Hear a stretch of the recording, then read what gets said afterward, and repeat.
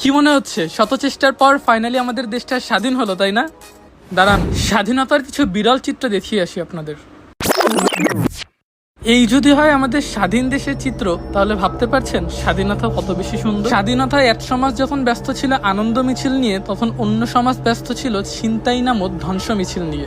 জাতি হিসেবে ভাবলেও খুব আশ্চর্য লাগবে, এই আনন্দের সময় সবাই যখন হাসছে, তখন কিছু মানুষ অন্য মানুষের ব্যবসা প্রতিষ্ঠান নষ্ট করে তার মুখের হাসিটা কিভাবে ছিনিয়ে নিচ্ছে। ভিডিওটা দেখলে মনে হচ্ছে না মেলায় ঘুরতে এসে সুন্দর শপিং করে আস্তে আস্তে হেঁটে হেঁটে বাসায় চলে যাচ্ছে তারা? কিন্তু বাস্তব চিত্রটা কিন্তু একদমই ভিন্ন। এই সব কিছুই হচ্ছে লুটপাটের জিনিস। আনন্দ মিছিলে যখন একদল আনন্দ করতে ব্যস্ত, তখন মানবরূপী অন্য আরেকটা সমাজ লুটপাট নামের এই ধ্বংস খেলায় ব্যস্ত ছিল, মানুষের ব্যবসা প্রতিষ্ঠান নষ্ট করে তাদের ব্যবসা প্রতিষ্ঠানের সব মালামাল হাতিয়ে নেওয়ার জন্য। ভাই, নিজের মনুষ্যত্ববোধ যতদিন স্বাধীন না হবে, দেশ ততদিন স্বাধীন হবে না। স্বাধীনতার রূপ যদি এমন হয়, তাহলে বুঝতে পারছেন যে মানুষগুলোর ব্যবসা প্রতিষ্ঠানের সাথে এই জিনিসটা করছে, তারা স্বাধীনতাতে আর কোনোদিন ভালোবাসবে কিনা? জাতি হিসেবে আমরা কতটা নির্লজ্জ একবার চিন্তা করে দেখেন। যেখানে মানুষ দেশ বিজয়ের আনন্দ নিয়ে ব্যস্ত, সেখানে একদল মানুষ কিভাবে এই লুট লালসার এই জিনিসপত্র নিয়ে হেসে খেলে বাসার উদ্দেশ্যে রওনা দিতে পারে। এই হচ্ছে বাংলাদেশ, আর এই হচ্ছে আমরা বাংলা জাতি।